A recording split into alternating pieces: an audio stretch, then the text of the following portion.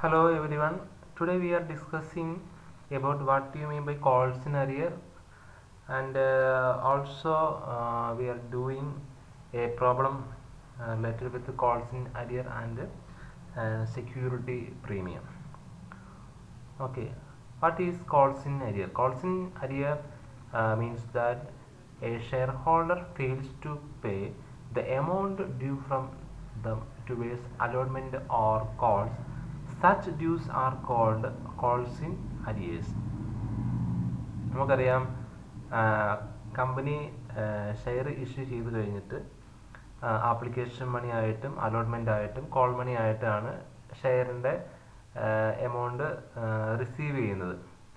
അപ്പോൾ ചില സാഹചര്യങ്ങളിൽ ഷെയർ ഹോൾഡേഴ്സ് അലോട്ട്മെൻറ്റ് മണിയോ അല്ലെങ്കിൽ കോൾ മണിയോ അടയ്ക്കാതെ വന്നു കഴിഞ്ഞാൽ കമ്പനി അതിനെ കോൾസ് ഇൻ അരിയർ ആയിട്ട് അതിനെ ട്രീറ്റ് ചെയ്യും. കോൾസ് ഇൻ അരിയർ ആയിട്ട് ട്രീറ്റ് ചെയ്യുന്നതിന് മുമ്പായിട്ട് ബോർഡ് ഓഫ് ഡയറക്ടേഴ്സിൻ്റെ ഒരു മീറ്റിംഗ് എല്ലാം കൂടിയതിന് ശേഷം അവർക്കൊരു ഷോർട്ട് നോട്ടീസ് കൊടുക്കും. ഷോർട്ട് നോട്ടീസ് കൊടുത്തിട്ട് യാതൊരു അറിയിപ്പ് അവരുടെ ഭാഗത്ത് നിന്ന് യാതൊരു റെസ്പോൺസ് ഇല്ല എങ്കിൽ എന്താണ് കമ്പനി അതിനെ കോൾസ് ഇൻ അരിയർ ആയിട്ട് അതിനെ കണക്കാക്കും. അത് കമ്പനിയെ സംബന്ധിച്ച് അത് ലോസ് ആണ്, അതുകൊണ്ട് അത് ഡെബിറ്റ് ബാലൻസ് ആയിട്ട് ട്രീറ്റ് ചെയ്യും.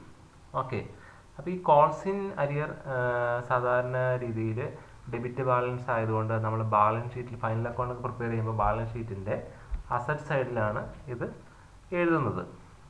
ഇനി ഈ കോൾസ് ഇൻ അരിയറിൻ്റെ ഈ എമൗണ്ട് അരിയേഴ്സ് ഈ ഷെയർ ഹോൾഡർ തരാനായിട്ട് വില്ലിങ് ആണെങ്കിൽ എന്താണ് ഭാവിയിൽ തരാനായിട്ട് വില്ലിങ് ആണെങ്കിൽ ഒരു സർട്ടൻ പെർസെൻറ്റേജ് ഇൻട്രസ്റ്റും കൂടെ കമ്പനി ആ ഷെയർ ഹോൾഡറിൻ്റെ കയ്യിൽ നിന്ന് ഈടാക്കും.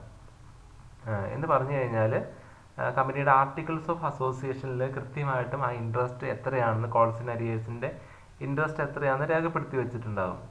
ഇൻ കേസ് കോൾസ് ഇൻ അരിയറിൻ്റെ ഇൻട്രസ്റ്റ് ആർട്ടിക്കിൾസ് ഓഫ് അസോസിയേഷനിൽ പറഞ്ഞിട്ടില്ല എങ്കിൽ എന്താണ് 5% ഇൻട്രസ്റ്റ് വാങ്ങണമെന്നാണ് അതിൻ്റെ റൂൾസ് എന്ന് പറയുന്നത്. അപ്പോൾ നമ്മൾ കോൾസ് ഇൻ അരിയറിൻ്റെ ഇൻട്രസ്റ്റ് കമ്പനി എന്താണ് ഷെയർ ഹോൾഡറിൻ്റെ കയ്യിൽ നിന്നും അത് വാങ്ങും.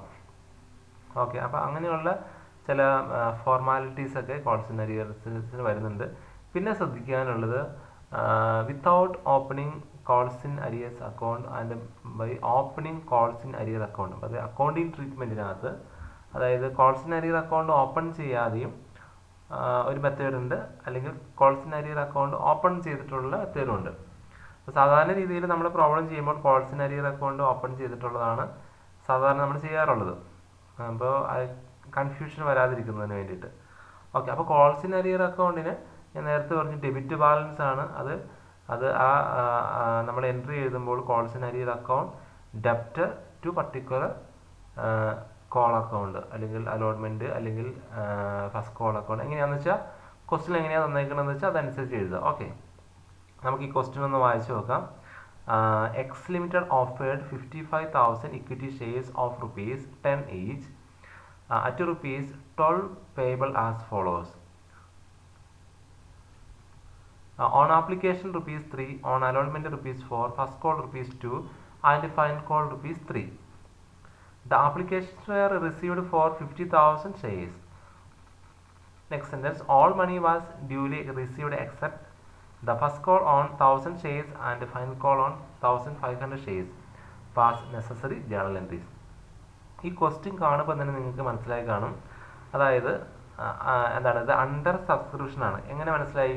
അതായത് ഓഫർ ചെയ്തത് അല്ലെങ്കിൽ എക്സ് കമ്പനി ഇഷ്യൂ ചെയ്തത് 55,000 ഇക്വിറ്റി ഷെയർസ് ആണ്. പക്ഷേ കമ്പനിയിലേക്ക് വന്ന ആപ്ലിക്കേഷൻ എന്ന് പറയുന്നത് 50,000 ഷെയർസ് ആണുള്ളൂ. അപ്പോൾ അത് 5,000 ഷെയർസ് അവിടെ കുറവാണ്. നമ്മൾ എന്താണ് ആപ്ലിക്കേഷൻ വന്നപ്പോൾ 5,000 ഷെയർസ് കുറഞ്ഞു എന്ന് പറഞ്ഞു കഴിഞ്ഞാൽ അതെന്താണ് അണ്ടർ സബ്സ്ക്രിപ്ഷനാണ്. ഓക്കെ, അപ്പോൾ ഇഷ്യൂ ചെയ്ത ഷെയറിനേക്കാളും കുറവാണ് ആപ്ലിക്കേഷൻ ആയിട്ട് ഷെയർ ആപ്ലിക്കേഷൻ വരുന്നതെങ്കിൽ നമ്മളതിനെ അണ്ടർ സബ്സ്ക്രിപ്ഷൻ എന്ന് വിളിക്കും. ഓക്കെ, അപ്പോൾ ഈ പ്രോബ്ലം അണ്ടർ സബ്സ്ക്രിപ്ഷനാണ്, അത് നോട്ട് ചെയ്ത് വെക്കുക. പിന്നെ അതുപോലെ തന്നെ ശ്രദ്ധിക്കാനുള്ളത്, നമ്മുടെ ഈ ഷെയറിൻ്റെ വില 10 രൂപ എന്നോട് പറയുന്നുണ്ട്. പക്ഷേ നമ്മൾ ഷെയർ ഇഷ്യൂ ചെയ്യുന്നത് അല്ലെങ്കിൽ ഷെയർ വിൽക്കുന്നത് 12 രൂപയ്ക്കാണ് ഷെയർ വിൽക്കുന്നത് ഇല്ലേ. അതായത് 55,000 equity shares of ₹10 each at ₹12 payable as follows. 10 രൂപയുടെ ഷെയർ 12 രൂപയ്ക്കാണ് വിൽക്കുന്നത്. അപ്പോൾ തന്നെ നിങ്ങൾ മനസ്സിലാക്കി വെക്കുക. അതായത് അത് പ്രീമിയത്തിലാണ് ഇഷ്യൂ ചെയ്യുന്നത്. അപ്പോൾ എന്താണ് പ്രീമിയത്തിൽ ഇഷ്യൂ ചെയ്യുന്നത് പറഞ്ഞു കഴിഞ്ഞാൽ, അതായത് സാധാരണ നമ്മൾ ഷെയറിൻ്റെ പ്രൈസിന് വിളിക്കുന്നതാണ് ഫേസ് വാല്യൂ എന്നാണ് അതിന് വിളിക്കുന്നത്. അല്ലെങ്കിൽ നമ്മൾ വിളിക്കുന്ന വേറൊരു പേരാണ് പാർ വാല്യൂ. പാർ വാല്യൂ ഒരു ഫേസ് വാല്യൂ. അപ്പോൾ ഈ പ്രോബ്ലത്തിനകത്ത് എന്താണ് ഷെയറിൻ്റെ ഫേസ് വാല്യൂ അല്ലെങ്കിൽ പാർ വാല്യൂ എന്ന് പറയുന്നത് 10 രൂപയാണ്. അപ്പോൾ ഈ 10 രൂപയ്ക്ക്, അതായത് ഫേസ് വാല്യൂവിനേക്കാളും മുകളിലാണ് നമ്മൾ ഷെയർ വിൽക്കുന്നതെങ്കിൽ നമ്മളതിനെ എന്താണ് ഷെയർസ് ഇഷ്യൂഡ് അറ്റ് പ്രീമിയം എന്ന് വിളിക്കും അല്ലേ. ഇവിടെ 10 രൂപയ്ക്ക് മുകളിലാണ് ഷെയർ വിൽക്കുന്നത്. അപ്പോൾ അതുകൊണ്ട് നമുക്ക് 12 രൂപയ്ക്കാണ് ഷെയർ വിൽക്കുന്നത്. അതുകൊണ്ട് തന്നെ ഷെയർസ് ഇഷ്യൂഡ് അറ്റ് പ്രീമിയം എന്ന് വിളിക്കും. അപ്പോൾ ഇവിടെ എങ്ങനെ പ്രീമിയം എമൗണ്ട് കണ്ടുപിടിക്കും? അതായത് issued amount, the differences between issued amount and face value. Face വാല്യൂയും ഇഷ്യൂഡ് എമൗണ്ടും തമ്മിലുള്ള ഡിഫറൻസിനാണ് നമ്മൾ പ്രീമിയം എന്ന് വിളിക്കുന്നത്. ഓക്കെ, ഇവിടെ 2 രൂപയാണ് പ്രീമിയമായിട്ട് വരുന്നത്. ഓക്കെ, 2 രൂപയാണ് പ്രീമിയമായിട്ട് അത് വരുന്നത്. അപ്പോൾ അത് കണ്ടുപിടിച്ചത് എങ്ങനെയാണ്? 12 - 10. ഓക്കെ, അപ്പോൾ ഇതാണ് ക്വസ്റ്റ്യനിൽ വരുന്നത്. പിന്നെ വേറൊരു കാര്യം ശ്രദ്ധിക്കാനുള്ളത്, ലാസ്റ്റ് സെൻറ്റൻസ് ഒന്ന് വായിച്ചു വെക്കുക. All money was duly received except the first call on 1000 shares and final call on 1500 shares. അതായത് ഫസ്റ്റ് കോളിൽ 1000 ഷെയർസിൻ്റെ പൈസ കിട്ടുന്നില്ല, എക്സെപ്റ്റ് ദ ഫസ്റ്റ് കോൾ എന്ന് പറയുന്നത്. Except first call on 1000 shares. അപ്പോൾ അത് കോൾസിന് അരിയറാണ്. അപ്പോൾ നമുക്ക് ഷെയറിൻ്റെ എമൗണ്ട് കിട്ടാതെ വരുമ്പോൾ, അതല്ലെങ്കിൽ ഷെയർ ഹോൾഡർ അടയ്ക്കാനായിട്ട് ഫെയിൽ ആകുമ്പോൾ നമ്മളിതിനെ കോൾസിന് അരിയർ എന്ന് വിളിക്കും. അപ്പോൾ ഫസ്റ്റ് കോളിൽ 1000 ഷെയറിൻ്റെ പൈസ കിട്ടിയിട്ടില്ല, ഫൈനൽ കോളിൽ 1500 ഷെയറിൻ്റെ പൈസ കിട്ടിയിട്ടില്ല. അപ്പോൾ ഫസ്റ്റ് കോളിലും ഫൈനൽ കോളിലും എന്തുണ്ട്? കോൾസിന് അരിയർ വന്നിട്ടുണ്ട്. ഓക്കെ, എന്തെങ്കിലും സംശയം വേണ്ടി ചോദിക്കാം കേട്ടോ. ഇനി നമ്മൾ ജേണൽ എൻട്രീസിലേക്ക് കിടക്കുകയാണ്. അപ്പോൾ ആദ്യത്തെ ജേണൽ എൻട്രി എന്താണ്? ബാങ്ക് അക്കൗണ്ട് ഡെറ്റഡ് to share application. Bank account ഡെറ്റഡ് ടു ഷെയർ ആപ്ലിക്കേഷൻ ആദ്യത്തെ ജേണൽ എൻട്രിയാണ്. നമ്മൾ ഷെയർ ആപ്ലിക്കേഷൻ എമൗണ്ട് റിസീവ് ചെയ്യുന്നുണ്ട്. നമുക്ക് 55,000 ഷെയർ ഇഷ്യൂ ചെയ്തു, പക്ഷേ 50,000 ഷെയറിൻ്റെ ആപ്ലിക്കേഷനാണ് വന്നിട്ടുള്ളത്. അതുകൊണ്ട് റിസീവ് ചെയ്തത് 50,000 ആയതുകൊണ്ട് 50,000 ഇൻറ്റു ആപ്ലിക്കേഷൻ മണി എത്രയാണ്? Application money ₹3. അപ്പോൾ 50,000 ഇൻറ്റു 3 = 1,50,000 റുപ്പീസ്. അപ്പോൾ അതിൻ്റെ നറേഷനായിട്ട് ബീയിങ് ആപ്ലിക്കേഷൻ മണി റിസീവ്ഡ് എന്ന് കൊടുക്കുക. ഇനി രണ്ടാമത് ജേണൽ എൻട്രി, ഈ റിസീവ് ചെയ്ത ആപ്ലിക്കേഷൻ മണി നമ്മൾ ഷെയർ ക്യാപ്പിലേക്ക് ട്രാൻസ്ഫർ ചെയ്യണം. അപ്പോൾ ഷെയർ ആപ്ലിക്കേഷൻ അക്കൗണ്ട് ഡെറ്റഡ് to share capital account, same amount തന്നെ നമ്മൾ ഷെയർ ക്യാപ്പിലേക്ക് ട്രാൻസ്ഫർ ചെയ്യണം. Being share application money is transferred to share capital account or being share application money is due. മൂന്നാമത്തെ ജേണൽ എൻട്രി എന്താണ്? Share allotment money account debtor to share capital account എന്നാണ് വരുന്നത്. പക്ഷേ ഇവിടെ ഒന്ന് ശ്രദ്ധിക്കുക, നമ്മൾ 10 രൂപ വിലയുള്ള ഷെയർ 12 രൂപയ്ക്കാണ് ഇഷ്യൂ ചെയ്തേക്കണേ. അപ്പോൾ അതിനകത്ത് ഈ സാധാരണ രീതിയിൽ നമ്മൾ ഷെയർ പ്രീമിയത്തിൻ്റെ എമൗണ്ട് വരാൻ നേരത്ത് ഇൻക്ലൂഡിങ് പ്രീമിയം എന്ന് പറഞ്ഞിട്ട് ഏതെങ്കിലും എന്താണ് സാധാരണ രീതിയിൽ ആപ്ലിക്കേഷൻ്റെ കൂടിയോ അല്ലെങ്കിൽ അലോട്ട്മെൻറ്റിൻ്റെ കൂടെ വരാറുണ്ട്. അപ്പോൾ അത് അങ്ങനെ വന്നിട്ടില്ല എങ്കിൽ ഇവിടെ നമ്മൾ ആഡ് ചെയ്ത് നോക്കുമ്പോൾ എത്ര രൂപയാണ് എക്സസ് വന്നിട്ടുള്ളത് അത് നമ്മൾ അലോട്ട്മെൻറ്റിൻ്റെ അതിനകത്താണ് ട്രീറ്റ് ചെയ്യാറുള്ളത്. അപ്പോൾ ഇവിടെ അലോട്ട്മെൻറ്റിനകത്ത് 4 രൂപയുണ്ട്. അപ്പോൾ ഈ 4 + 3 അതായത് ആപ്ലിക്കേഷൻ്റെ 3, അലോട്ട്മെൻറ്റിൻ്റെ 4, ഫസ്റ്റ് കോൾ 2, ഫൈനൽ കോൾ 3. അപ്പോൾ ഇത്രയും എമൗണ്ട് കൂട്ടി നോക്കുമ്പോൾ നമുക്ക് 12 രൂപ കിട്ടും. അപ്പോൾ അലോട്ട്മെൻറ്റിനകത്താണ് എന്താണ് പ്രീമിയം എമൗണ്ട് ഇൻക്ലൂഡഡ് ആയേക്കണേ. മനസ്സിലായോ? അലോട്ട്മെൻറ്റിനകത്ത് അപ്പോൾ എത്ര രൂപ വന്നിട്ടുണ്ട്? പ്രീമിയത്തിൻ്റെ 2 രൂപ വന്നിട്ടുണ്ട്. ഓക്കെ, 2 രൂപ വന്നിട്ടുണ്ട്. അപ്പോൾ അത് നമ്മൾ എന്താണ് ആ 2 രൂപ അത് പ്രീമിയം ആയിട്ട് കളക്ട് ചെയ്ത എമൗണ്ട് സെക്യൂരിറ്റി പ്രീമിയം അക്കൗണ്ടിലേക്ക് അത് എന്ത് ചെയ്യണം? ട്രാൻസ്ഫർ ചെയ്യണം. ഓക്കെ, സെക്യൂരിറ്റി പ്രീമിയം അക്കൗണ്ടിലേക്ക് ട്രാൻസ്ഫർ ചെയ്യണം. അപ്പോൾ എങ്ങനെ നമുക്ക് ട്രാൻസ്ഫർ ചെയ്യാൻ സാധിക്കും? അപ്പോൾ സാധാരണ രീതിയിൽ നമ്മൾ share allotment account debtor to share capital account എന്ന് എഴുതുന്നത്. അപ്പോൾ എക്സ്ട്രാ വന്നത് സെക്യൂരിറ്റി പ്രീമിയം അക്കൗണ്ടിലേക്ക് ട്രാൻസ്ഫർ ചെയ്യണം. അപ്പോൾ നമുക്ക് നോക്കാം. നമുക്ക് വന്നിട്ടുള്ള ഷെയർ ആപ്ലിക്കേഷൻ എത്രയാണ്? 50,000 ആണ്. അപ്പോൾ 50,000 ഇൻറ്റു ₹2 അതാണ് ഷെയർ ക്യാപിറ്റലിലേക്ക് എഴുതുന്നത്, 1,00,000 റുപ്പീസ്. പിന്നെ 50,000 ഇൻറ്റു 2 1,00,000 റുപ്പീസ് അത് സെക്യൂരിറ്റി പ്രീമിയം അക്കൗണ്ടിലേക്ക് നമ്മളത് ട്രാൻസ്ഫർ ചെയ്യുന്നു. അതായത് നമ്മൾ ഷെയർ അലോട്ട്മെൻറ്റിൻ്റെ 4 രൂപ എന്നുള്ളത് 2 രൂപ വെച്ച് സ്പ്ലിറ്റ് ആക്കിയ ആണ് എന്താണ് ഷെയർ അലോട്ട്മെൻറ്റിൻ്റെ പൈസ ഷെയർ ക്യാപിറ്റലിലേക്കും പിന്നെ എക്സ്ട്രാ വരുന്ന എമൗണ്ട്, അത് പ്രീമിയമായിട്ട് കളക്ട് ചെയ്ത എമൗണ്ട് 2 രൂപ വെച്ചിട്ട് 50,000 ഷെയറിന് 1,00,000 രൂപ എന്ന സെക്യൂരിറ്റി പ്രീമിയം അക്കൗണ്ടിലേക്ക് നമ്മൾ ട്രാൻസ്ഫർ ചെയ്യുന്നു. ഓക്കെ, നറേഷൻ കൊടുക്കുക. Being share allotment money transferred to share capital account and excess amount is invested in security premium account 50,000 shares at ₹2 എന്ന് പറഞ്ഞ് എഴുതുക. ഓക്കെ, ഇനി നാലാമത്തെ journal entry bank account debtor to share allotment account. അതായത് share അലോട്ട്മെൻറ്റിൻ്റെ പൈസ നമ്മൾ receive ചെയ്യാണ്.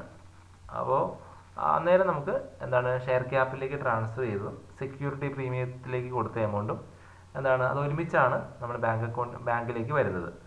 മനസ്സിലായി? അപ്പോൾ ഷെയർ സെക്യൂരിറ്റി പ്രീമിയത്തിൻ്റെ പൈസയും കൂടെ കൂടെ വരും. അപ്പോൾ ടോട്ടൽ 2 lakh rupees ആണ് വരുന്നത്. ഓക്കെ, ഇനി അഞ്ചാമത്തെ journal entry share first call account debtor to share capital account. അതായത് 50,000 ഷെയറിന് ഫസ്റ്റ് കോൾ എത്രയാണ്? 2 രൂപയാണ്. 50,000 × 2 1,00,000 രൂപ. പിന്നെ ആറാമത്തെ ജേർണൽ എൻട്രിയിൽ എന്താണ്? ആറാമത്തെ ജേർണൽ എൻട്രിയിൽ ശ്രദ്ധിക്കുക, അത് നമ്മൾ ഫസ്റ്റ് കോൾ എമൗണ്ട് റിസീവ് ചെയ്യാണ്. Bank account debtor to share first call account എന്ന് മതി. പക്ഷേ ഇതിനകത്ത് 1000 ഷെയറിൻ്റെ പൈസ നമുക്ക് കിട്ടിയിട്ടില്ല. അതെന്താണ്? കോൾസ് ഇൻ അരിയർ ആണ്. ഓക്കെ, അപ്പോൾ ആ എമൗണ്ട് കോൾസ് ഇൻ അരിയർ അക്കൗണ്ടിലേക്ക് എന്ത് ചെയ്യണം? ട്രാൻസ്ഫർ ചെയ്യണം. അപ്പോൾ എന്താണ്? Bank account debtor. അപ്പോൾ ആക്ച്വലി 50,000 ഷെയറാണ് ഉള്ളത് കേട്ടോ. നിങ്ങൾ ശ്രദ്ധിക്കുക, നോട്ട് ചെയ്ത് വയ്ക്കുക. 50,000 ഷെയറാണ് ഉള്ളത്. അപ്പോൾ 1000 ഷെയറിൻ്റെ പൈസ അടച്ചിട്ടില്ല. അപ്പോൾ 50,000 minus 1000 is equal to 49,000. 50,000 minus 1000. 1000 എന്ന് പറഞ്ഞു കഴിഞ്ഞാൽ 1000 ഷെയറിൻ്റെ പൈസ അടച്ചിട്ടില്ല. അപ്പോൾ അതുകൊണ്ട് നമ്മുടെ ബാങ്ക് അക്കൗണ്ടിലേക്ക് വരുന്നത് 49,000 ഷെയറിന് 2 രൂപ വെച്ചിട്ടാണ് നമ്മുടെ ബാങ്ക് അക്കൗണ്ടിലേക്ക് വരുന്നത്. മനസ്സിലായി? അപ്പോൾ 50,000 minus 1000 is equal to 49,000 into 2 എന്ന് പറഞ്ഞു കഴിഞ്ഞാൽ ഫസ്റ്റ് കോളിൻ്റെ പൈസ. അപ്പോൾ നമുക്ക് 98,000 കിട്ടും. അതാണ് നമ്മുടെ ബാങ്ക് അക്കൗണ്ടിലേക്ക് വരുന്നത്. ഇനി കിട്ടാത്ത പൈസ എത്ര ഷെയറാണുള്ളത്? 1000 ഇൻറ്റു 2,000 rupees. അത് കോൾസ് ഇൻ അരിയർ അക്കൗണ്ടിലേക്ക് നമ്മൾ ട്രാൻസ്ഫർ ചെയ്തു. ഇനി 2 ഷെയർ ഫസ്റ്റ് കോൾ അക്കൗണ്ടിനകത്ത് എത്രയാണ്? 1 lakh rupees. ഓക്കെ, ആക്ച്വലി അത് 1 lakh rupees ആണ് ഷെയർ ഫസ്റ്റ് കോൾ അക്കൗണ്ടിലേക്ക് വരേണ്ടത്. അത് നമ്മൾ ഷെയർ ഫസ്റ്റ് കോൾ അക്കൗണ്ട് എന്ന് പറഞ്ഞിട്ട് 1 lakh എഴുതുന്നുണ്ട്. പക്ഷേ ആക്ച്വലി നമ്മുടെ കയ്യിലേക്ക് വന്നത് 98,000 മാത്രമേ വന്നിട്ടുള്ളൂ. കോൾസ് ഇൻ അരിയർ നമുക്ക് ഭാവിയിൽ കിട്ടുമോ ഇല്ലയോ എന്ന് നമുക്ക് എന്താണ് ഉറപ്പൊന്നും പറയാൻ പറ്റില്ല. ഓക്കെ, അങ്ങനെ കോൾസ് ഇൻ അരിയർ ഭാവിയിൽ കിട്ടുകയാണെങ്കിൽ നമ്മളത് എന്ത് ചെയ്യും? അത് പിന്നീട് കോൾസ് ഇൻ അരിയർ കിട്ടുകയാണെങ്കിൽ എന്താണ് bank account debtor to calls in arrear account to calls in arrear. ഇപ്പോൾ നമ്മൾ ഡെബിറ്റ് ചെയ്തു പൈസ. കോൾസ് ഇൻ അരിയറിൻ്റെ പൈസ കിട്ടുകയാണെങ്കിൽ അത് എന്ത് ചെയ്യും? കോൾസ് ഇൻ അരിയർ ക്രെഡിറ്റ് ചെയ്യണം. അത് നമ്മുടെ പ്രോബ്ലത്തിൽ വന്നിട്ടില്ല. ഇനി ഏഴാമത്തെ journal entry share final call account debtor to share capital account 1,50,000. അത് 50,000 ഷെയറിന് 3 രൂപ വെച്ചിട്ട് 1,50,000 rupees being share final call account transfer to share capital account. ഇനി എട്ടാമത്തെ journal entry bank account debtor calls in arrear account debtor to share final call account. Calls in arrear account 1,500 ഷെയറിൻ്റെ പൈസ അടയ്ക്കുന്നില്ല. അപ്പോൾ അതുകൊണ്ടാണ് നമ്മൾ എന്ത് ചെയ്യുന്നത്? 50,000 മൈനസ് 1,500. അപ്പോൾ 48,500. 48,500നെ നമ്മൾ 3 കൊണ്ട് മൾട്ടിപ്ലൈ ചെയ്യുന്ന നേരത്ത് എന്താണ് 1,45,500 കിട്ടും. അതായത് ഒന്നുകൂടെ പറയാം, 50,000 share minus 1,500 share is equal to 48,500. 48,500 into 3 is equal to 1,45,500. അപ്പോൾ അത്രയും പൈസ നമുക്ക് കിട്ടിയിട്ടുള്ളൂ. ഇനി കോൾസ് ഇൻ അരിയർ കിട്ടാത്ത പൈസ 1,500 ഇൻറ്റു 3 4,500. അത് രണ്ടും കൂടെ ആഡ് ചെയ്യുമ്പോൾ നമുക്ക് 1,50,000 നമ്മൾ ഷെയർ ഫൈനൽ കോൾ അക്കൗണ്ടിലേക്ക് എഴുതും. പക്ഷേ ആക്ച്വലി നമുക്ക് കിട്ടിയത് 1,45,500 നമുക്ക് കിട്ടിയേക്കണം. ഓക്കെ, അപ്പോൾ കോൾസ് ഇൻ അരിയർ അക്കൗണ്ടിന് എപ്പോഴും ഡെബിറ്റ് ബാലൻസ് ആണ് കോൾസ് ഇൻ അരിയർ അക്കൗണ്ട്. അത് ലോസ് ആയതുകൊണ്ട് നമ്മൾ ഡെബിറ്റ് ബാലൻസ് ആയിട്ട് നമ്മളിതിവിടെ കാണിക്കുന്നു. ഓക്കെ, അപ്പോൾ എന്തെങ്കിലും സംശയം ഉണ്ടെങ്കിൽ ചാറ്റ് ബോക്സിലിടാം. Okay, thank U.